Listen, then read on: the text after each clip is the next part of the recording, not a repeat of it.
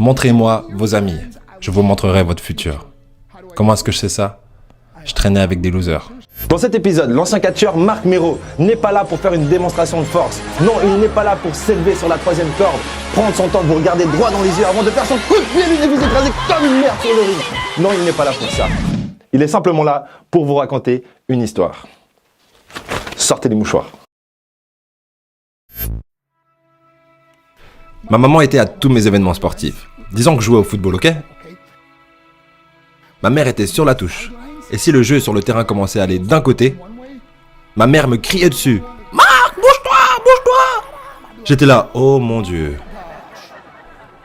Et on se rassemble avec les autres gars de l'équipe et ils disent « Marc, est-ce que c'est ta mère ?» Je réponds « Non, je l'ai jamais vue de ma vie. » Le plus beau cadeau que ma mère m'a donné. Elle croyait en moi. J'ai fait des overdoses sous drogue à 3 occasions où j'aurais dû mourir. Mais je crois qu'on m'a gardé ici pour une raison. Montrez-moi vos amis, je vous montrerai votre futur. Comment est-ce que je sais ça?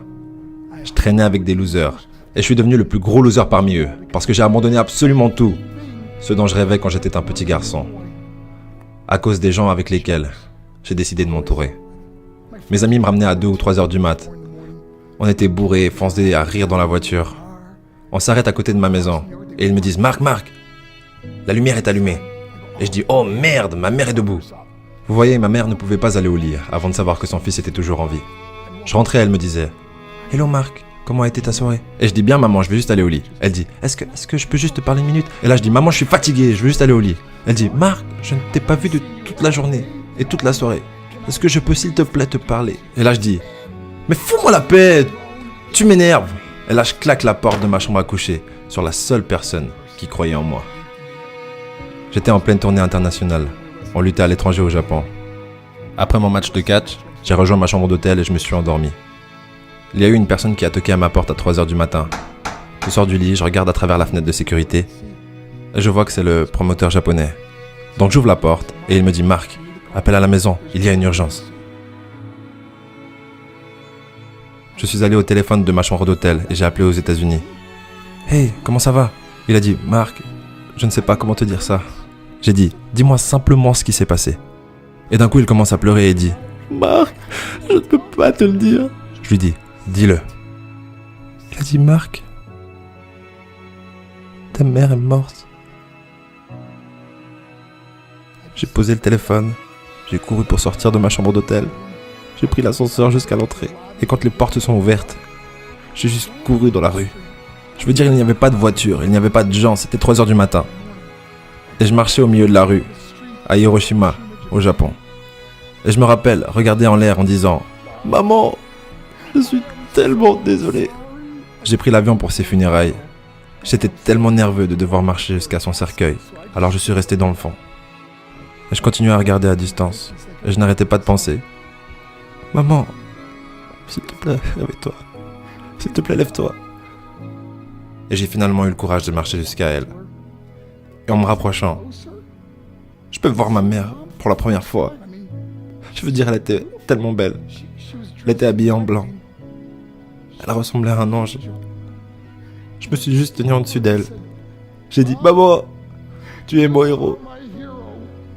Tout ce que je suis, tout ce que j'espérais devenir, c'est grâce à toi. Tu m'as tellement aimé. Tu m'as donné une vie. Tu es la seule qui a cru en moi. » Comment lui retourner tout ça? En me bourrant la gueule? En me défonçant? En devenant stupide? En sortant avec des losers? Pourquoi? La seule chose qu'elle voulait faire, c'était parler avec moi. J'aimerais tellement pouvoir te parler maintenant, maman. J'aimerais tellement que tu puisses voir ce que je fais. Pourquoi n'ai-je pas pu être un meilleur fils? Nous sommes définis par nos choix. Mais si vous vous entourez de gens qui prennent des drogues, de l'alcool et des pilules, c'est un chemin sans issue. Je ne suis pas ici pour vous faire la morale. Je suis ici pour vous dire que j'ai vécu cette vie. Et ça mène au cœur brisé, aux relations brisées, aux rêves brisés et à la mort.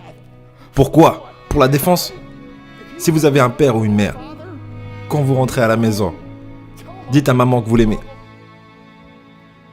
Vous voyez, toute ma vie a tourné autour de devenir riche et de célèbre.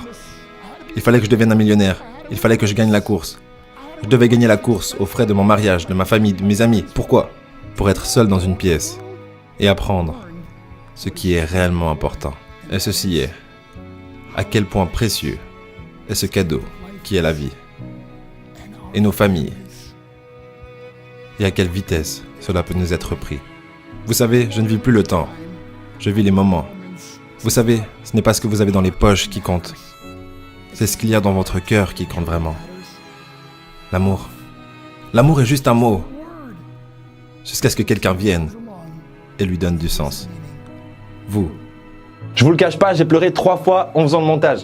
On a tous un pote hyper sensible dans son entourage. Du coup, cette vidéo est sûrement faite pour lui. N'hésitez pas à lui envoyer. Et je vous dis au prochain épisode. Si vous ne savez pas où vous allez, ou que vous ne connaissez pas votre cible, vous n'y arriverez jamais.